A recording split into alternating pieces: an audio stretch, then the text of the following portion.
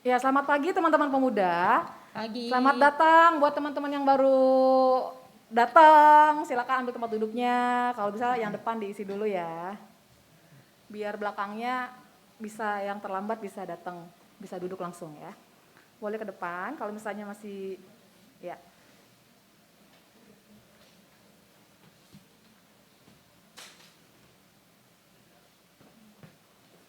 Ya, teman-teman, sebelum kita memulai kebaktian kita mau belajar dulu nih satu buah lagu, judulnya Esok Kan Ku Jelang.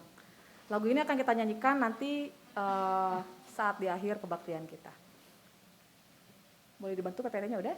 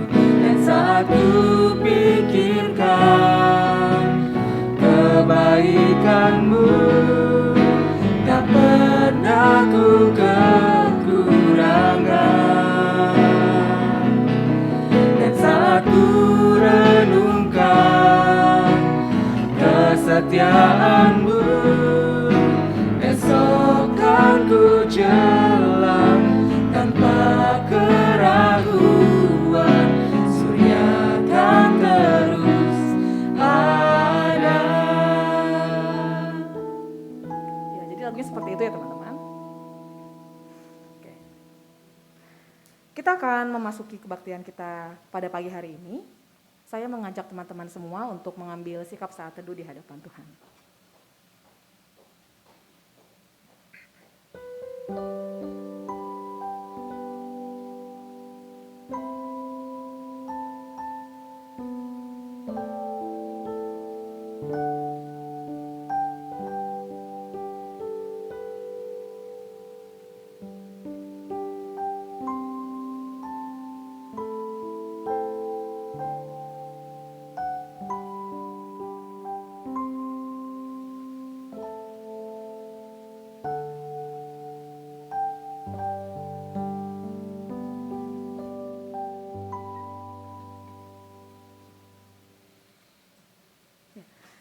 Saya mau sapa sekali lagi teman-teman yang ada di sini. Selamat pagi rekan-rekan pemuda.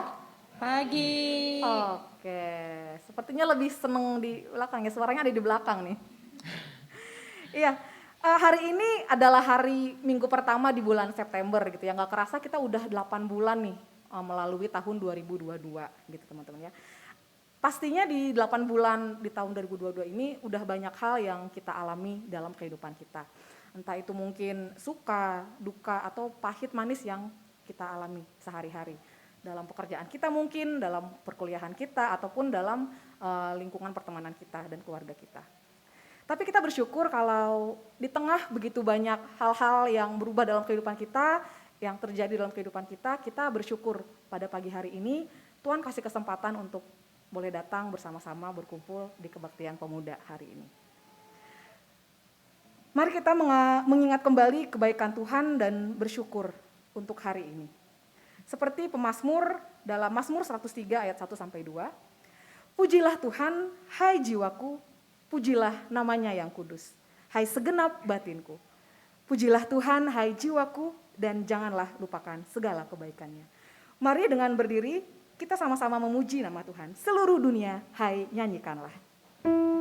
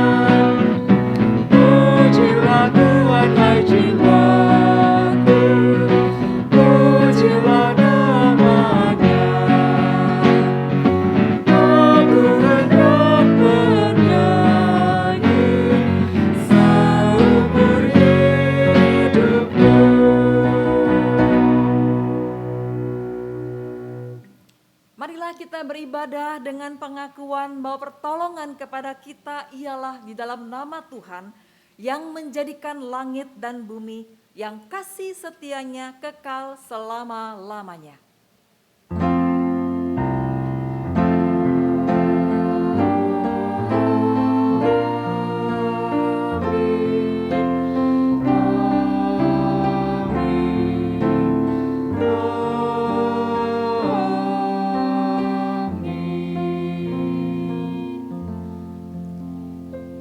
Kasih karunia dan damai sejahtera dari Allah menyertai saudara. Dan menyertai saudara juga.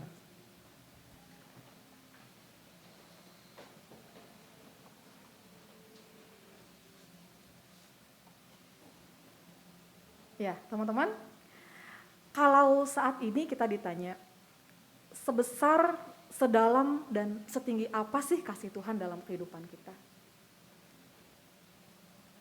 Coba kita pikirin dulu deh bentar. Sebesar, sedalam, dan setinggi apa sih kasih Tuhan dalam kehidupan kita? Forgiveness is the final form of love. Itu adalah tema kita pada hari ini.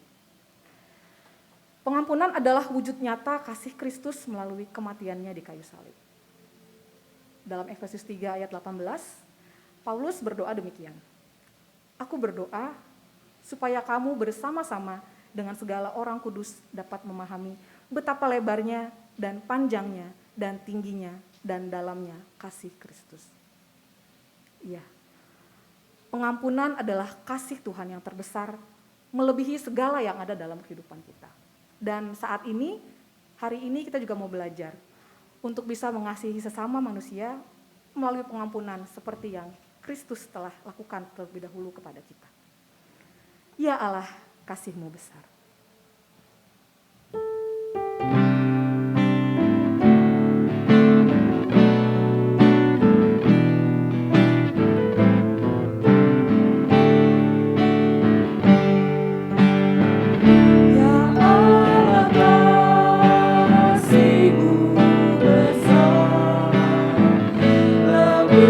Besar dari segala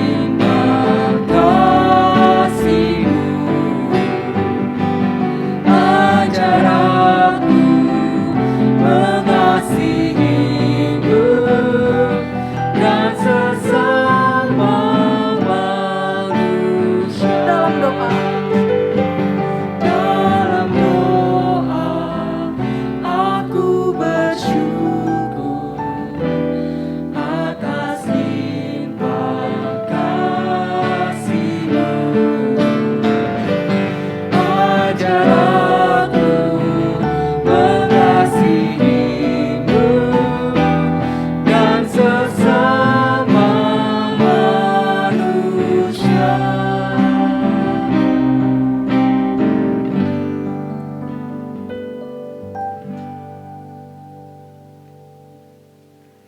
ya. Bicara soal pengampunan, kira-kira pengampunan itu sesuatu hal yang gampang atau susah ya teman-teman? Coba kita pikirkan satu orang atau mungkin sekelompok orang yang dalam seminggu atau dalam belakangan ini mungkin menyakiti hati kita. Bagaimana sih perasaan kita ketika ada orang yang menyakiti hati kita? Marah, mungkin sedih, kecewa, atau mungkin jadi malah nggak mau tahu ya gitu.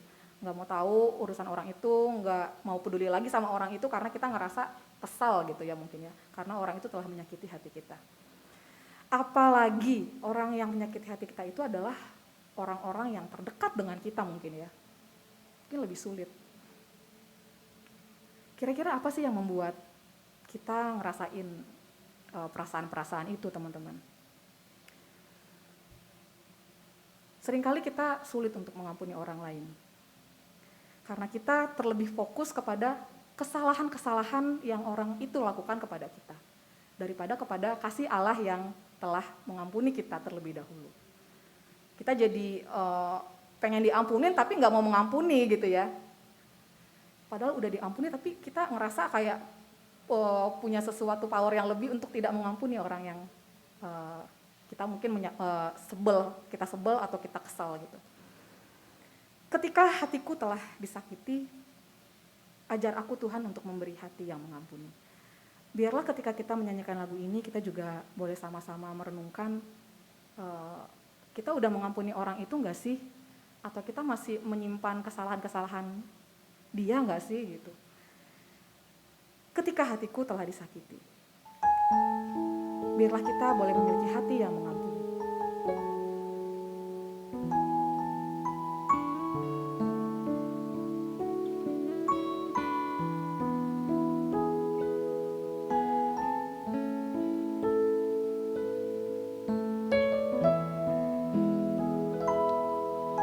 Ketika hatiku telah disakiti, ajarku memberi hati mengampuni. Ketika hidupku telah dihakimi, ajarku memberi hati mengasihi.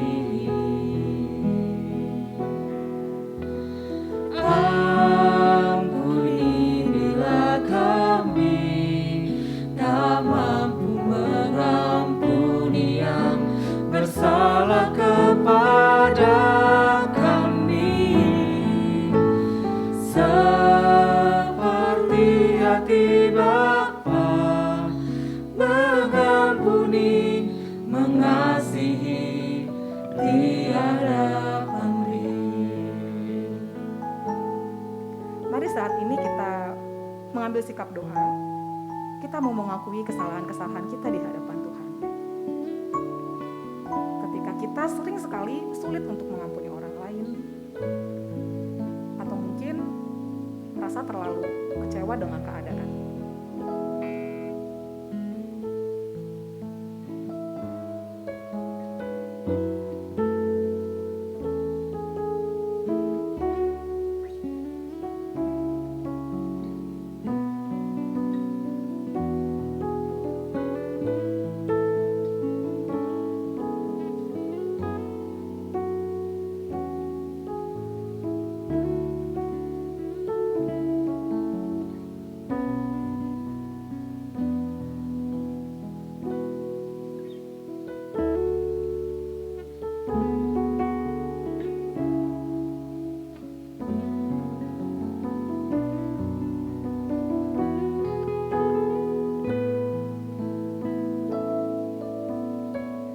Seperti hati Bapa yang mengampuni, marilah kita juga boleh mengampuni orang-orang yang bersalah kepada kita. Kita nyanyikan lagu ini kembali.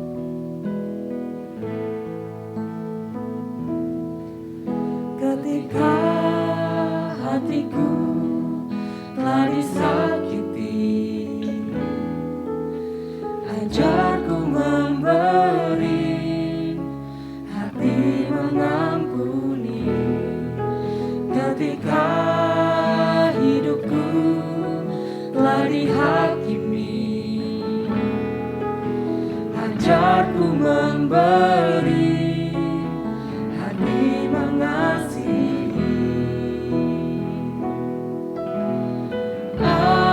Ampuni bila kami tak mampu mengampuni yang bersalah kepada kami, seperti hati Bapa mengampuni, mengasihi, tiada Ampuni kami yang tak mampu mengampuni. ampuni bila kami tak mampu mengampuni yang bersalah kepada kami, seperti hati Bapa mengampuni, mengasihi, tiada Seperti hati Bapa yang mengampuni. seperti hati Bapa mengampuni, mengasihi, tiada pamrih.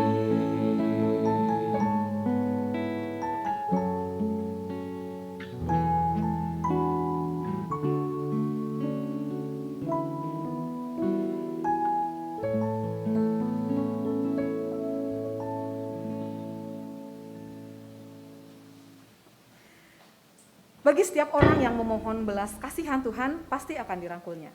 Tuhan berjanji dalam 1 Yohanes 4 ayat 10-11, inilah kasih itu, bukan kita yang telah mengasihi Allah, tetapi Allah yang telah mengasihi kita, dan yang telah mengutus anaknya sebagai pendamaian bagi dosa-dosa kita. Saudara-saudaraku yang kekasih, jikalau Allah sedemikian mengasihi kita, maka haruslah kita juga saling mengasihi. Demikianlah berita anugerah dari Tuhan. Syukur kepada Allah Damai Kristus besertamu. dan besertamu juga. Mari teman-teman kita sampaikan salam damai kita dengan memberikan love sign atau menangkupkan kedua tangan kita ke teman-teman yang ada di kiri, di kanan, depan ataupun belakang. Salam damai teman-teman semua.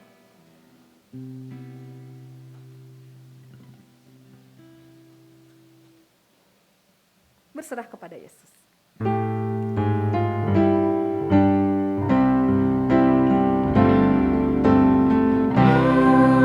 Aku berserah,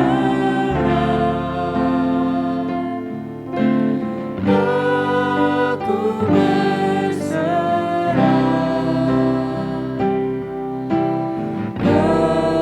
kepadamu, Juru Selamat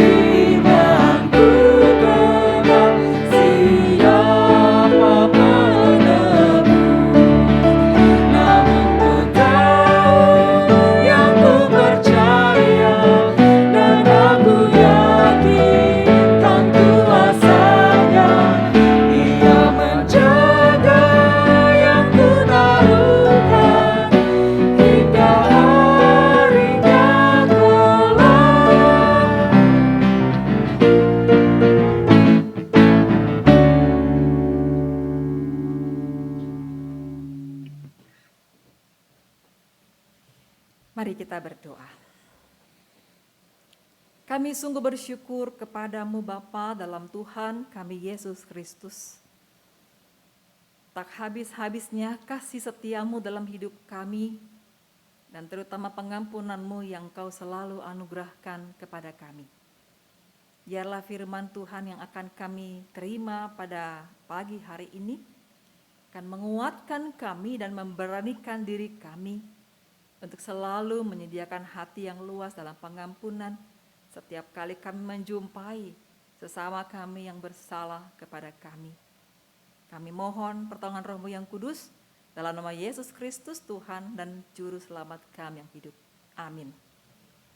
Kita bersama-sama akan membaca firman Tuhan dari Filemon pasalnya yang pertama, hanya satu pasal saja, ayat 1 sampai 21.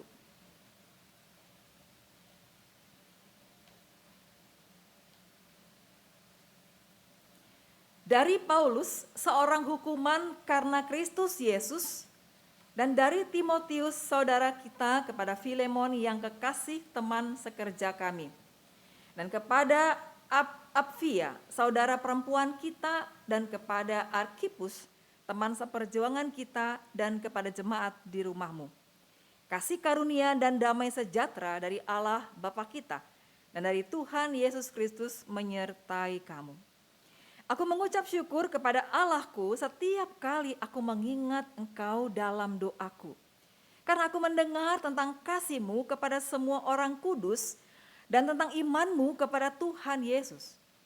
Dan aku berdoa agar persekutuan-Mu di dalam iman turut mengerjakan pengetahuan akan yang baik di antara kita untuk Kristus. Dari kasih-Mu sudah kuperoleh kegembiraan besar dan kekuatan. Sebab hati orang-orang kudus telah kau hiburkan, saudaraku. Karena itu, sekalipun di dalam Kristus aku mempunyai kebebasan penuh untuk memerintahkan kepadamu apa yang harus engkau lakukan, tetapi mengingat kasih-Mu itu lebih baik aku memintanya daripadamu. Aku, Paulus, yang sudah menjadi tua, lagi pula sekarang dipenjarakan karena Kristus Yesus, mengajukan permintaan kepadamu mengenai anakku yang kudapat selagi aku dalam penjara, yakni Onesimus. Dahulu memang dia tidak berguna bagimu, tetapi sekarang sangat berguna baik bagimu maupun bagiku. Dia kusuruh kembali kepadamu, dia yaitu buah hatiku. Sebenarnya aku mau menahan dia di sini sebagai gantimu untuk melayani aku selama aku dipenjarakan karena Injil. Tetapi tanpa persetujuanmu aku tidak mau berbuat sesuatu supaya yang baik itu jangan engkau lakukan seolah-olah dengan paksa, melainkan dengan sukarela. Sebab mungkin karena itulah dia dipisahkan sejenak daripadamu, supaya engkau dapat menerimanya untuk selama-lamanya.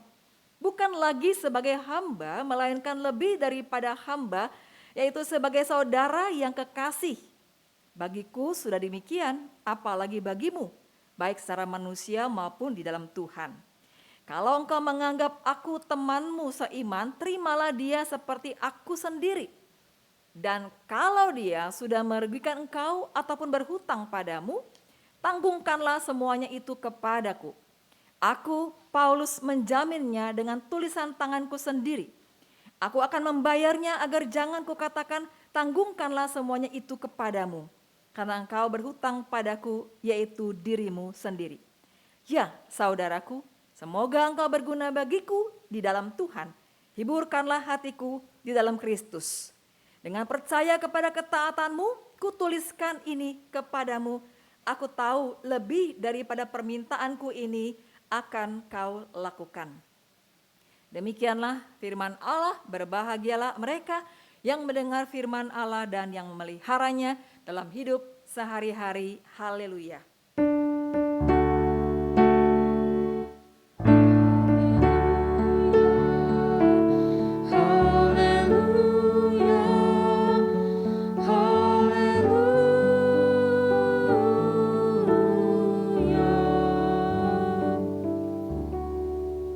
Silakan duduk.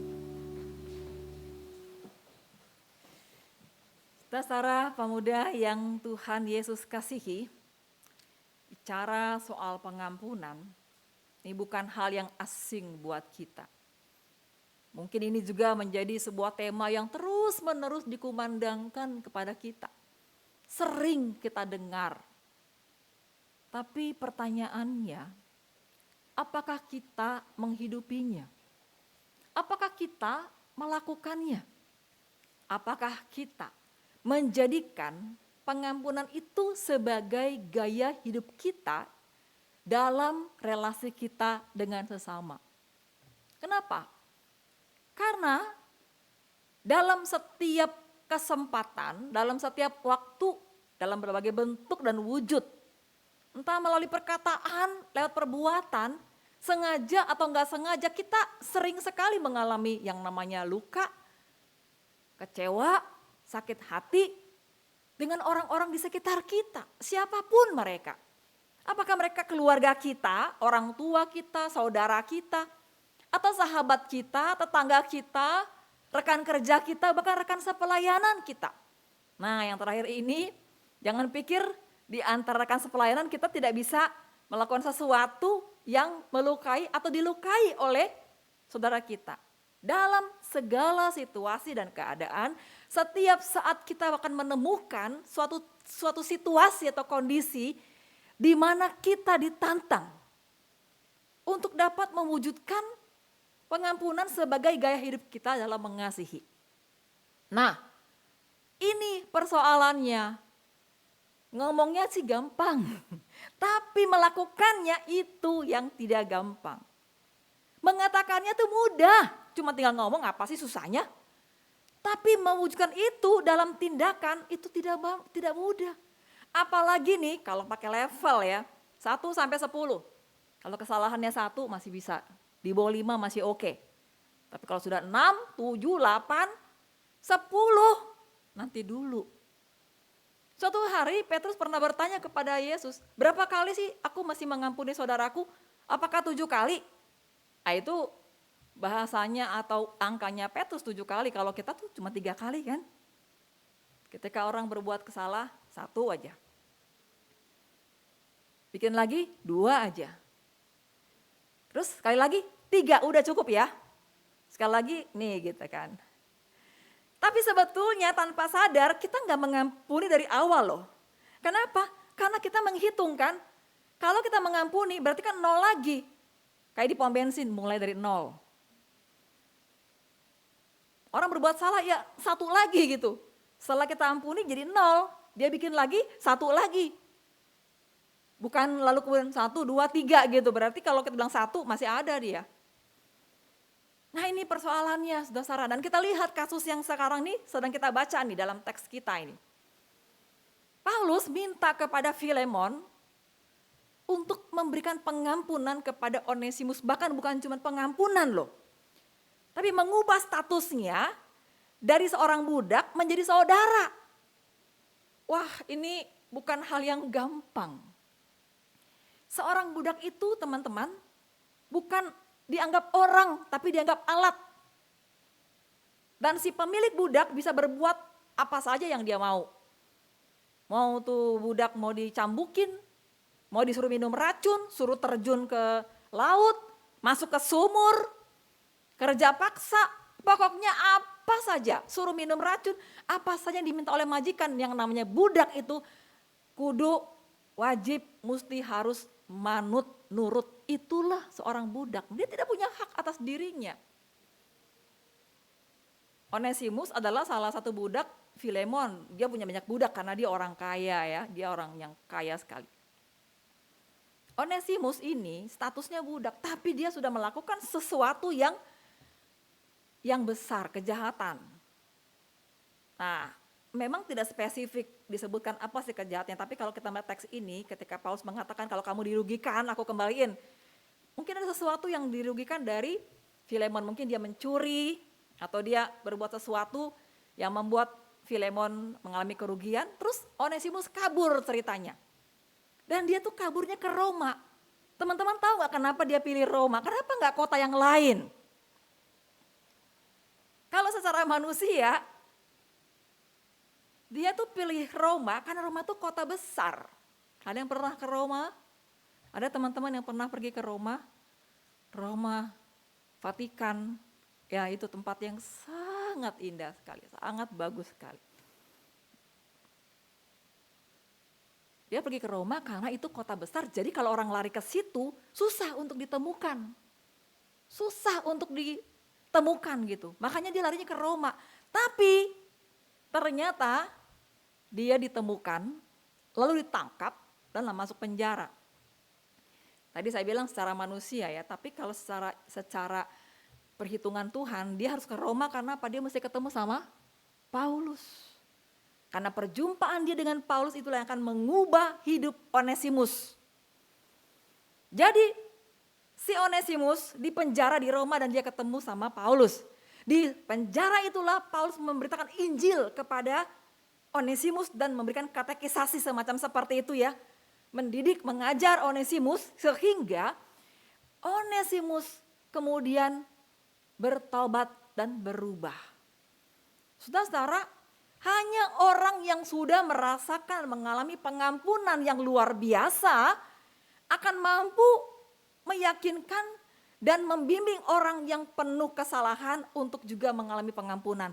Dan Paulus mengalaminya. Tentu kita masih ingat ketika Paulus masih bernama Saulus ya, kerjaannya mencari murid Yesus, menganiaya, membunuh.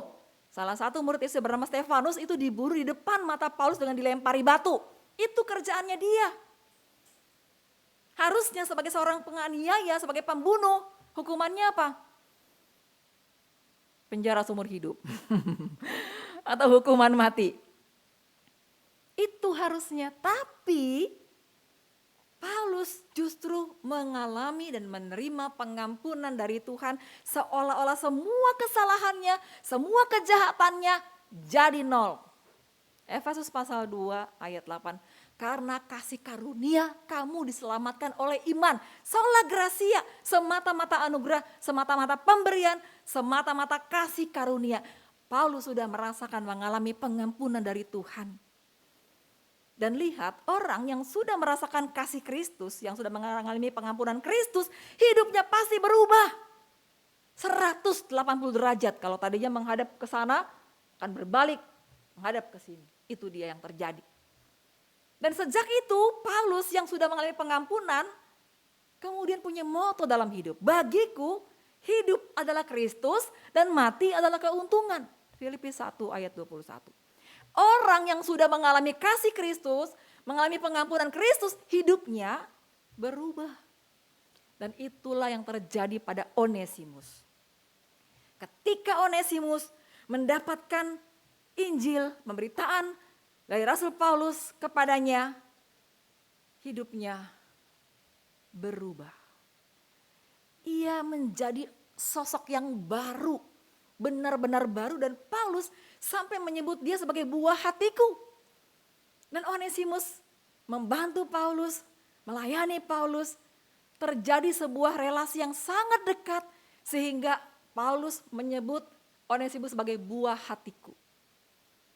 Nah, saudara-saudara, Filemon adalah juga rekan sekerja dan sepelayanan dari pemberitaan Paulus. Dia adalah jemaat Kolose yang kemudian mendapatkan Injil dan Paulus membantu dia dan menolong dia untuk dapat mengenal Kristus.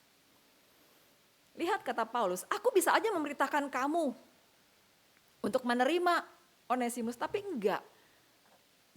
Walaupun Paulus mempunyai hak dan mempunyai wewenang itu, tapi dia tidak melakukannya. Tapi dia mau mengajak Filemon untuk kembali mengingat bagaimana kasih Kristus, pengampunan Kristus juga berlaku untuknya. Paulus mengingatkan Filemon pada masa lalu ketika Injil disampaikan kepadanya dan ia mengalami pengampunan dari Allah secara total. Dan lihat hasilnya adalah dalam ayat-ayat awal kita melihat, membaca bahwa Filemon terkenal sebagai orang yang penuh kasih dan beriman. Dia membantu banyak orang kudus. Nah, sekarang tantangan buat Filemon. Kalau orang kudus dibantu gampang apa susah? Gampang. Tapi sekarang yang harus dia ampuni adalah seorang budak, dan budak ini telah merugikan dirinya, sudah lari. Dan teman-teman tahu, budak itu kalau sudah melarikan diri, hukuman paling berat itu disalib. Hukuman paling ringan nih, dahinya dicap. Kayak sapi, tukang sapi kan suka dicap ya. Ini juga dicap. F fugitivus, pelarian artinya. Itu konsekuensi yang akan Onesimus alami. Tapi teman-teman lihat, Onesimus mempunyai keberanian untuk kembali kepada Filemon dengan resiko, dengan konsekuensi bahwa dia akan menghadapi hukuman yang paling berat. Nah, orang yang sudah mengalami kasih Kristus, mengalami pengampunan Kristus tidak punya ketakutan lagi. Ya, tidak punya ketakutan. Ketakutan paling besar itu hilang daripadanya. Makanya tadi saya katakan Paulus ketika mengalami pengampunan Kristus, mengalami kasih Kristus bisa mengatakan bagiku hidup adalah Kristus dan mati adalah keuntungan. Itu yang akan terjadi pada orang yang sudah mengalami kasih Kristus. Jadi Onesimus yang sudah mengalami juga mempunyai keberanian untuk kembali kepada Filemon dengan semua resiko dan konsekuensinya. Tetapi dia membawa surat Paulus. Surat Paulus yang meminta kepada Filemon untuk memberikan pengampunan dan menerima Onesimus bukan sebagai budak tapi sebagai saudara. Nah, yang menarik teman-teman, menarik sekali ketika Paulus mengingatkan Filemon, dia bilang kejadian ini memang masih terjadi. Kenapa? Karena lewat kejadian ini akan terjadi perubahan relasi antara Filemon dengan Onesimus. Bahwa kalau sebelumnya Onesimus itu berstatus sebagai budak, dengan peristiwa ini dan keterbukaan Filemon, maka hubungan mereka bukan lagi sebagai majikan dan sebagai budak, tetapi sebagai saudara, selevel, equal, rekan sepelayanan, rekan sekerja. Nah, saudara-saudara, Paulus tuh punya keyakinan bahwa Filemon pasti akan memenuhi apa yang Paulus minta, ya. Di dalam ayat 22, 21, dengan percaya kepada ketaatanmu, kutuliskan ini kepadamu, aku tahu lebih daripada permintaanku ini akan kau lakukan. Paulus mengenal dengan sangat baik siapa Filemon dan dia percaya sekali bahwa Filemon pasti akan mampu melakukannya. Dan kunci dari semuanya adalah kesadaran Filemon bahwa saya juga sudah mengalami kasih Tuhan, saya juga sudah mengalami pengampunan Tuhan yang luar biasa dalam hidup. Ini kunci mengampuni, bahwa ketika kita sadar kita sudah mengalami pengampunan Tuhan yang luar biasa, maka kita juga akan dimampukan mengampuni sesama kita setiap waktu dan setiap saat. Nah, saudara-saudara, kira-kira menurut saudara, ini si Onesimus ini benar-benar bertobat gak sih? Kira-kira. Apakah dia kemudian benar-benar bertobat, benar-benar jadi orang baik gitu ya? Kan udah diampuni, lalu status budaknya itu kemudian dirubah jadi saudara. Kira-kira dia benar-benar mengalami pertobatan dan perubahan hidup gak kira-kira? Yang mengatakan, yang yakin boleh angkat tangan, yang yakin. Kalau nggak angkat tangan berarti nggak yakin ya. Oke, yakin? Nggak tahu karena nggak dijelasin ya, pintar. Nah, 50 tahun sejak surat ini ditulis, seorang bapak gereja bernama Ignatius mencatat dalam sejarah bahwa Onesimus menjadi uskup di kota Efesus. Dan dia mengalami akhir hidup yang mengenaskan sebagai martir, mati syahid karena membela Injil Kristus. Jadi terjawab ya teman-teman ya. Itu adalah catatan sejarah yang disampaikan oleh Ignatius. Bahwa ternyata benar. Orang yang sungguh-sungguh telah mengalami kasih dan pengampunan Kristus, hidupnya pasti akan berubah. Saudara-saudara, minggu ini kita diperhadapkan dengan tema ini untuk kembali melihat apa yang kita alami sehari-hari. Apakah mengampuni mudah? Tadi Erna bilang, gak mudah. Jangankan teman-teman, saya aja mengatakan tidak mudah. Ada ya jemaat cerita begini kepada saya, Bu Frida, saya tuh paling susah doa Bapa Kami. Kalau saya berdoa Bapa Kami, bagian ampunilah kami seperti kami juga mengampuni orang yang dilewatin, teman-teman. Dilewatin. Kenapa? Karena dia tidak mampu, dia tidak sanggup. Mungkin karena kesalahan orang itu terlalu besar, dia terlalu terluka, dia terlalu sakit hati gitu. Yang dilakukan itu telah merusak hidupnya benar-benar. Mungkin kalau kita ambil contoh sekarang ini kali, masalah kasus yang sekarang lagi viral kali ya. Nah lo gimana tuh ya? Bisa gak tuh kira-kira si F, bukan Filemon tapi Ferdi ya. FS bukan Frida Situmorang. Kira-kira tuh kalau dia minta pengampunan, kira-kira diampuni gak ya? Nah itu dia. Sebab yang dilakukan itu amat sangat luar biasa. Kalau keluarga Huta Barat ditanya, misalnya nih FS dan PC datang ke Jambi, kemudian minta ampun, minta maaf. Kira-kira mereka kan memaafkan nggak? Mereka kan mengampuni nggak? Kalau dilihat kejahatannya FS dan PC ini, PC itu luar biasa ya. Bahkan yang mengalami akibat dan dampak dari perbuatan mereka itu banyak sekali. Pasti tidak gampang. Tapi menarik yang tadi Erna katakan, ketika fokus kita kepada kesalahan orang itu, yakin deh kita nggak akan mampu. Makanya fokusnya harus kita rubah. Fokusnya adalah kepada pengampunan Tuhan yang jauh melebihi semua kesalahan yang pernah kita buat. Coba kita merenung sejenak. Dalam sehari, berapa dosa yang kita lakukan yang butuh Tuhan ampuni? Mungkin kata-kata kita bagus, mungkin tindakan kita juga bagus, tapi pikiran kita siapa yang tahu? Hati kita siapa yang tahu? Kalau kita mau jujur, kira-kira besar apa kecil kesalahan yang kita lakukan itu? Kira-kira kita layak enggak untuk disebut sebagai anak-anak Tuhan? Saya yakin tidak, teman-teman. Saya yakin tidak. Karena itu setiap hari kita minta ampun sama Tuhan, bukan cuma dalam kebaktian minggu. Setiap waktu kita minta pengampunan Tuhan. Dan Tuhan mengampuni kita dari waktu ke waktu. Setiap saat tangannya selalu terbuka untuk menerima kita. Ketika kita fokus kepada pengampunan Tuhan, kita akan memiliki kemampuan untuk mengampuni. Modal kita untuk mengampuni itu bukan dari kekuatan kita, tapi dari pengampunan Tuhan yang sudah diberikan kepada kita. Dan itulah juga yang mampu dilakukan oleh Yusuf kepada saudara-saudaranya. Mereka telah melakukan satu tindakan yang amat sangat keji. Membuang dia, mau membunuh dia, bahkan menjual dia. Dan sejak kejadian itu Yusuf mengalami hidup yang paling menyengsarakan sebagai budak, sebagai narapidana.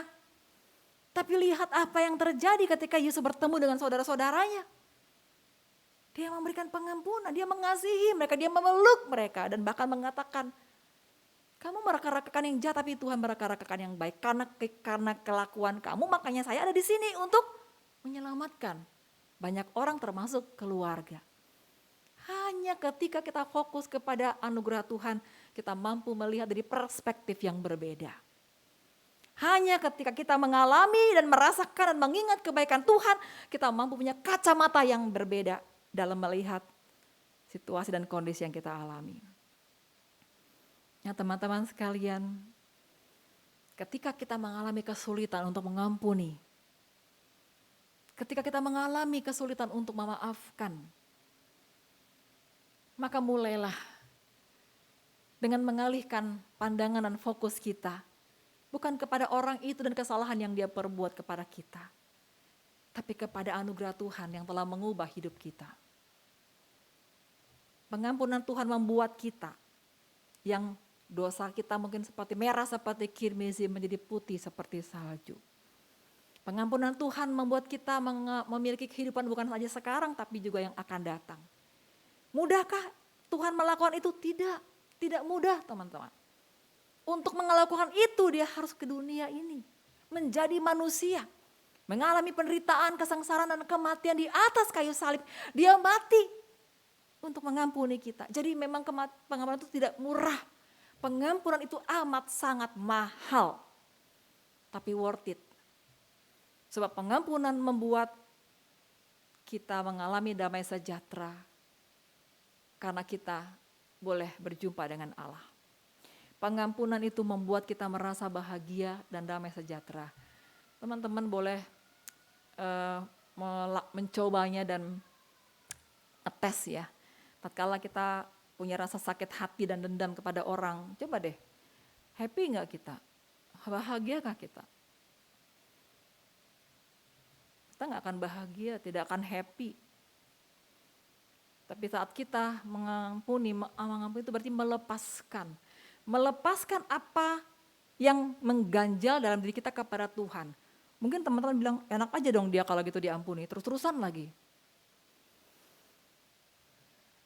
Bagian kita adalah memberikan pengampunan. Selanjutnya biarkan Tuhan yang melakukan bagiannya. Kalaupun FS dan PC diberi pengampunan, mereka tetap harus menerima akibat dan konsekuensi dari perbuatannya. Secara hukum semua harus terjadi, tetapi di dalam pikiran dan hati keluarga, inilah tantangan yang harus mereka hadapi.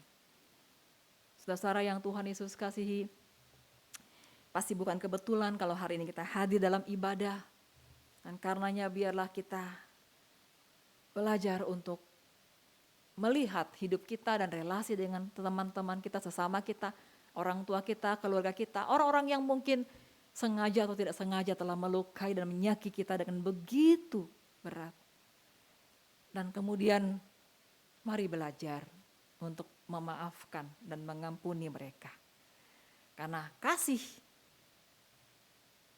wujud yang paling akhir dari sebuah kasih adalah pengampunan kita. Dan sebagaimana Kristus telah mengasihi kita, mari kita mengasihi sesama kita. Sebagaimana Kristus telah mengampuni kita, mari kita juga mengampuni sesama kita. Tuhan menolong kita, menguatkan kita, dan memberanikan kita. Amin.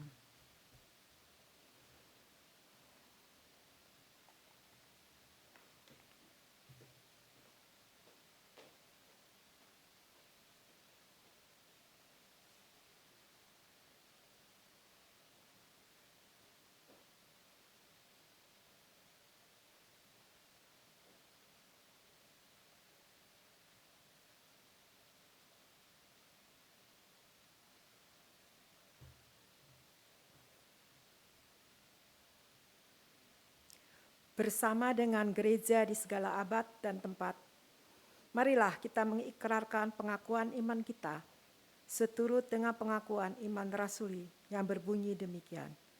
Aku percaya kepada Allah, Bapa yang Maha Kuasa, Khalik langit dan bumi, dan kepada Yesus Kristus, Anaknya yang tunggal, Tuhan kita, yang mati kudus, lahir dari anak darah Maria, yang menderita sengsara, di bawah pemerintahan Pontius Pilatus, disalibkan, mati dan dikuburkan, turun ke dalam kerajaan maut. Pada hari yang ketiga, bangkit pula dari antara orang mati, naik ke surga, duduk di sebelah kanan Allah, Bapa yang Maha Kuasa. Dan dari sana ia akan datang untuk menghakimi orang yang hidup dan mati. Aku percaya kepada Roh Kudus, gereja yang kudus dan am, persekutuan orang kudus, pengampunan dosa, kebangkitan orang mati, dan hidup yang kekal. Amin.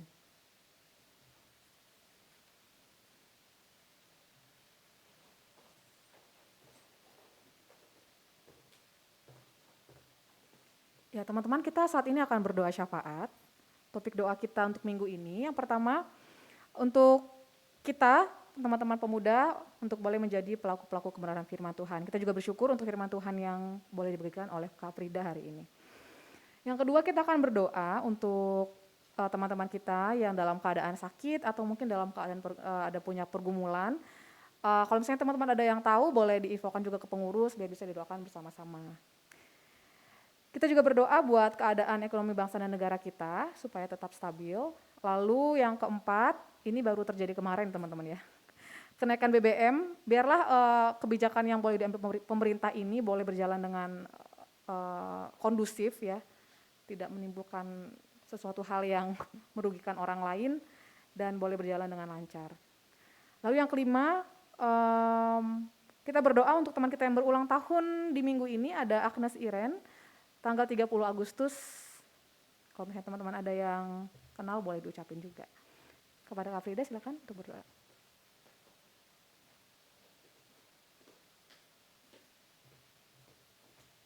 Mari kita bersatu dalam doa.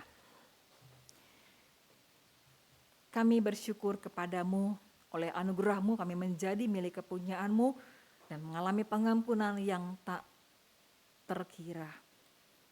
Terima kasih firman-Mu meneguhkan dan menguatkan kami, bahwa pengampunan menjadi wujud kasih dan hadiah terbaik yang dapat kami lakukan untuk orang lain, bahkan dapat menjadi jalan bagi mereka menjadi pribadi yang lebih baik menurut rencana dan rancangan Tuhan. Tolong kami Tuhan untuk menjadi tangan kasih-Mu dan hati-Mu yang menyentuh sesama kami yang bersalah kepada kami lewat pengampunan yang kami berikan dan kasih yang kami nyatakan kepada mereka. Kami berdoa bagi teman-teman kami pemuda yang mungkin saat ini sedang dalam keadaan sakit maupun mereka dalam pergumulan. Tuhan, kami percaya Engkau beserta mereka, menguatkan, meneguhkan, menghibur, dan memberikan jalan agar yang sakit dapat dipulihkan, yang dalam pergumulan dapat diteguhkan, dikuatkan, dan mengalami pengalaman bersama dengan Tuhan justru dalam pergumulan hidup yang mereka alami. Kami doakan bangsa dan negara kami. Tuhan, kondisi ekonomi bangsa dan negara kami masih dalam pergumulan yang besar.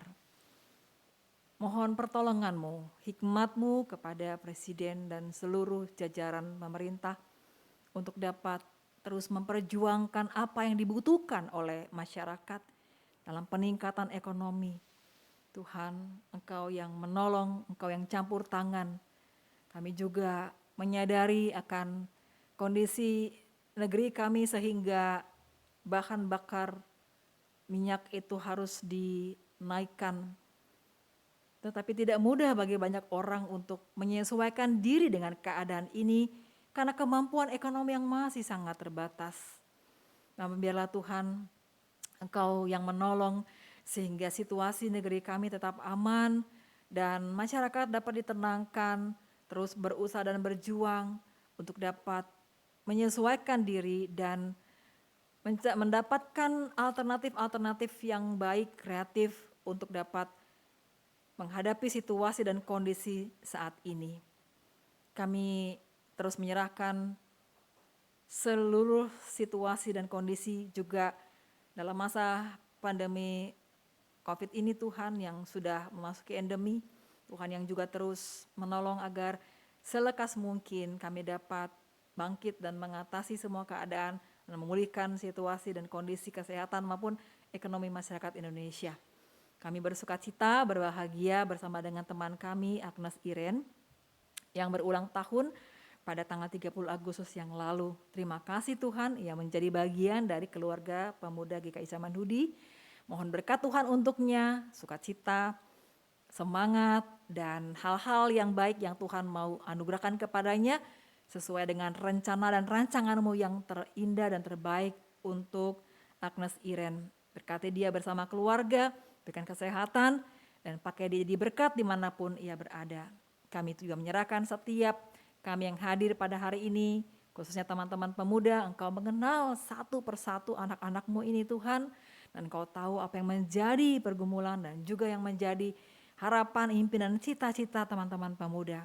Biarlah kasih anugerah Tuhan yang terus meneguhkan, menguatkan, dan menyertai dalam setiap perjuangan apapun, perjuangan yang sedang dihadapi, hingga mereka boleh tiba pada apa yang menjadi harapan dan impian mereka. Karena itu kami akan pulang dengan membawa berkat Tuhan, karena Engkaulah kekuatan kami, Engkaulah penolong, penopang kami. Itu Yesus Kristus Tuhan dan Juru Selamat kami yang telah mengajar kami berdoa. Bapa kami yang di surga, Nama-Mu, datanglah kerajaan-Mu, jadilah kehendak-Mu di bumi seperti di surga. Berikanlah kami pada hari ini makanan kami yang secukupnya, Dan ampunilah kami akan kesalahan kami, seperti kami juga mengampuni orang yang bersalah kepada kami. Dan janganlah membawa kami dalam pencobaan, tetapi lepaskanlah kami dari yang jahat, karena Engkau yang punya kerajaan dan kuasa dan kemuliaan sampai selama-lamanya. Amin.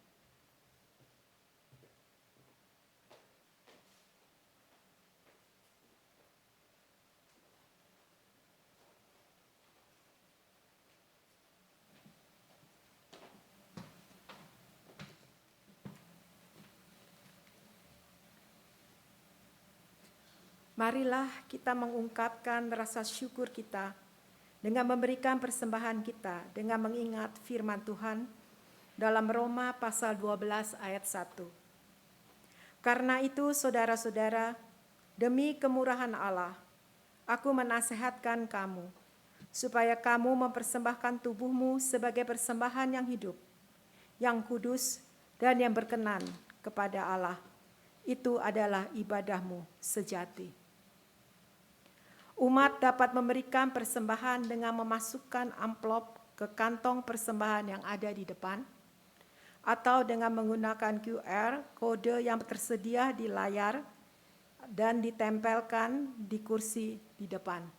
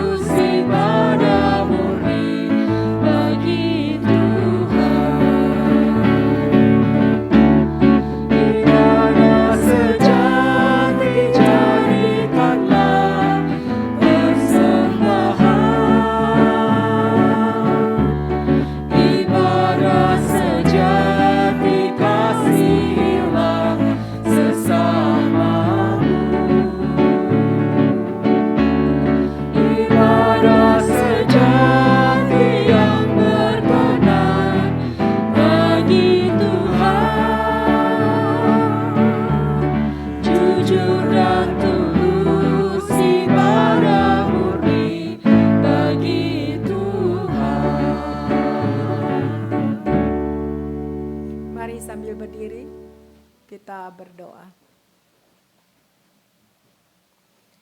Bapa di surga, kami bersyukur dan berterima kasih karena sampai hari ini Engkau sudah menjaga dan memelihara kami. Kini kami datang ya Tuhan dengan membawa persembahan ini di hadapan-Mu. Kiranya Tuhan berkenan dan memberkati setiap persembahan kami ini, agar nama Tuhan selalu dimuliakan melalui kehidupan kami. Di dalam nama Tuhan Yesus, kami berdoa dan mengucap syukur. Amin.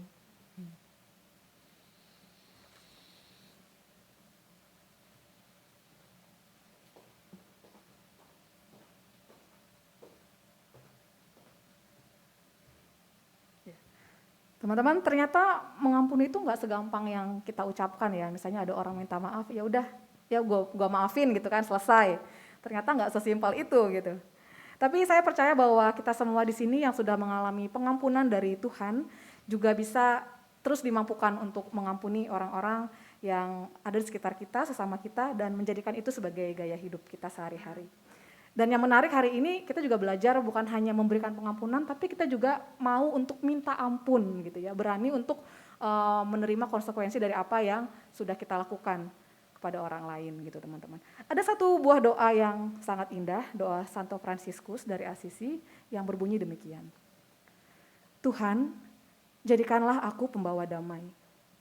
Bila terjadi kebencian, jadikanlah aku pembawa cinta kasih. Bila terjadi penghinaan, jadikanlah aku pembawa pengampunan.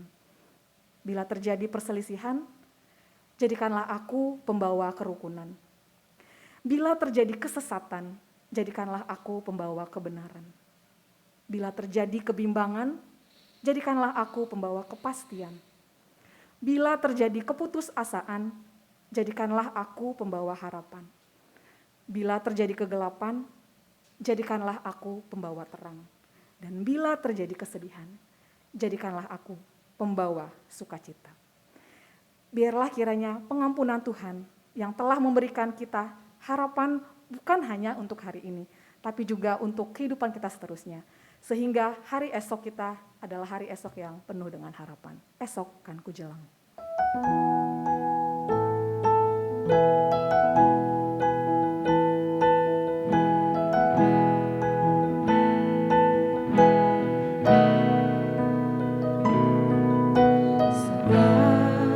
Mataku memandang keajaiban karya-Mu.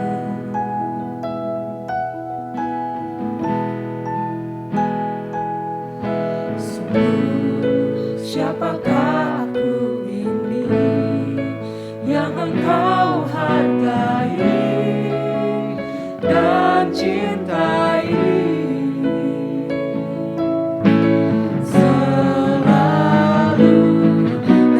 Ku pikirkan kebaikan-Mu, tak pernah ku kekurangan.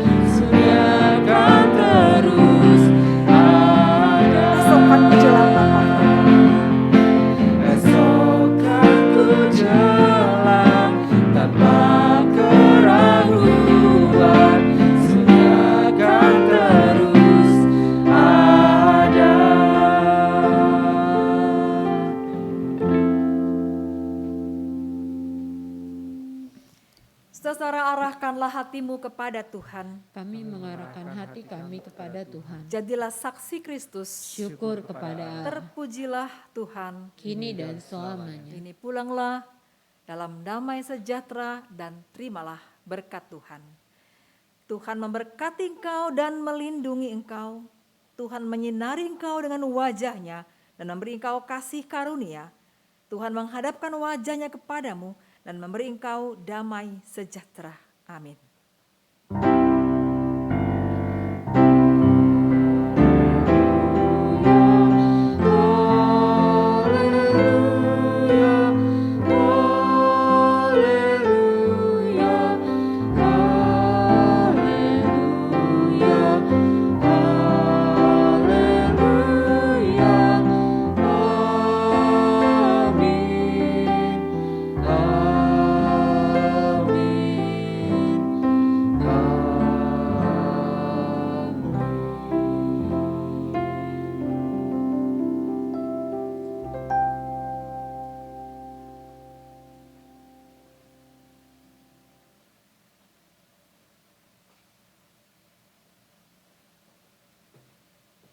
Teman-teman boleh duduk kembali dan mengambil sikap saat teduh.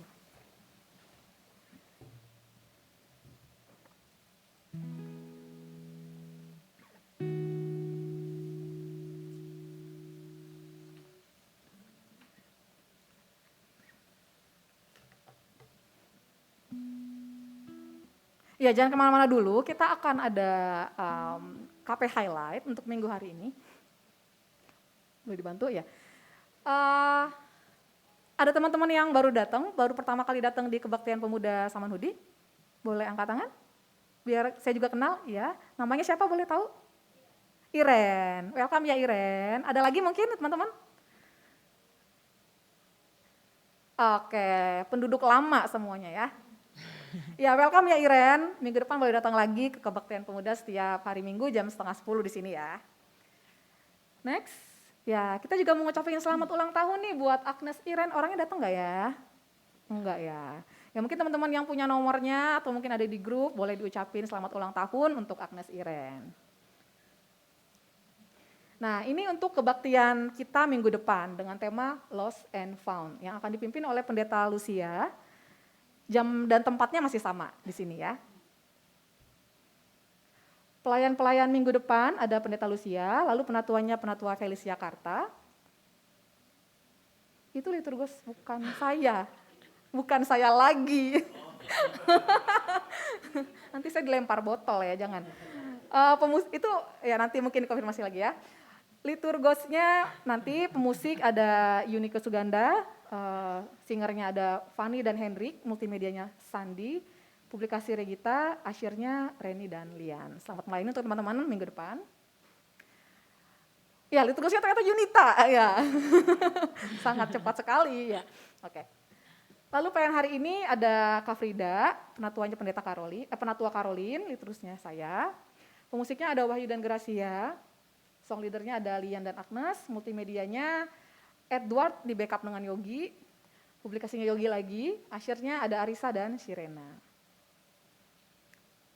Nah, ini tak henti-hentinya ya setiap minggu di pengumuman. Mungkin yang bersangkutan mau mengumumkan langsung, biar lebih afdol gitu ya, silakan.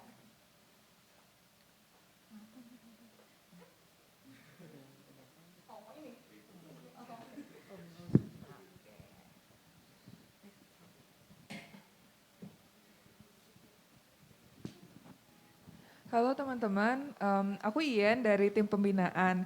Jadi seperti kata Kak Erna, tidak henti-hentinya nih kita mengundang teman-teman terkait dengan care group. Jadi hari ini extended